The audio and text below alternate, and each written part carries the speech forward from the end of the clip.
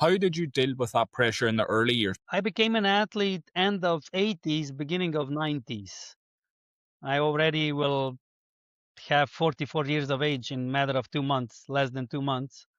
So I was a young athlete. I played football. My mom said, "You come from football, soccer training, all green from the grass. I prefer you stay in table tennis because it's cleaner." Well, then I brought home two, three t-shirts that were sweaty, so she needed to clean them as well.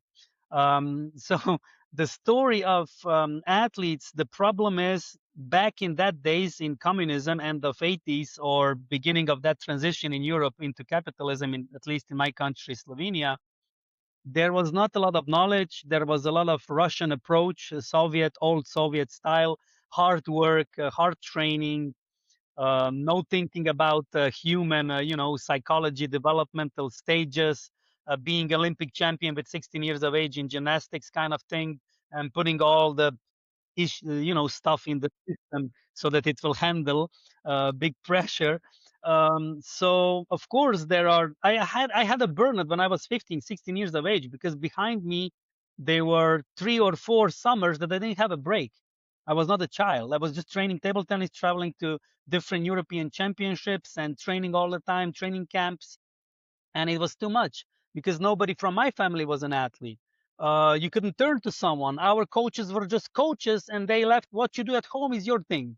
So you needed to learn yourself. And I was reading books in that was in the beginning of 90s, 92, 93. I was reading books about self confidence as a kid because my mom had those books, and it helped me. Or maybe Ayurveda or something, soul, body, and mind, and something like that. And I was 13 years of age or 14 or something like that. So, and I was doing yoga with 15 years of age. So I was searching all these different tools because I felt this exhaustion. I felt this burden, this load that I couldn't carry. I didn't know. And it wasn't just hitting the table tennis white or orange ball 500 times per day or per minute. It was something more. I always understood.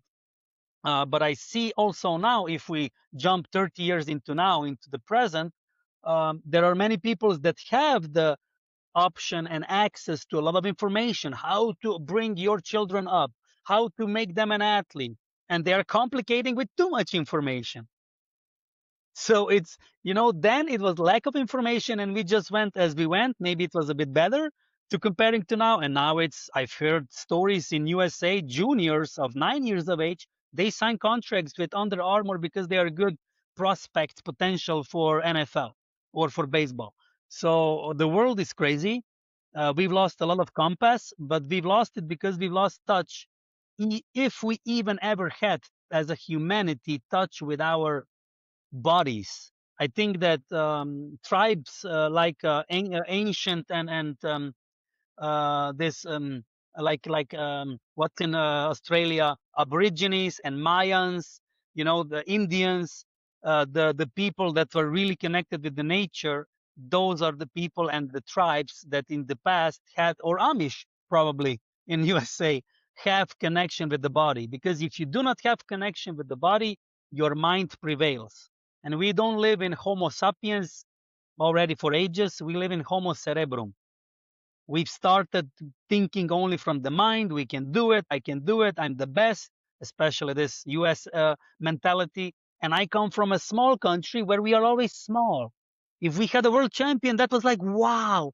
And also in the same way, oh, you're winning. Wow. Like pulling you down if you achieved something. So it was very difficult for me, and in the one sense difficult, in the other good, because I started experiencing, learning, researching, and teaching as well, because I was attracted to these teams and I wanted to save myself. I wanted to be successful not on just athletic academic area but also personal area.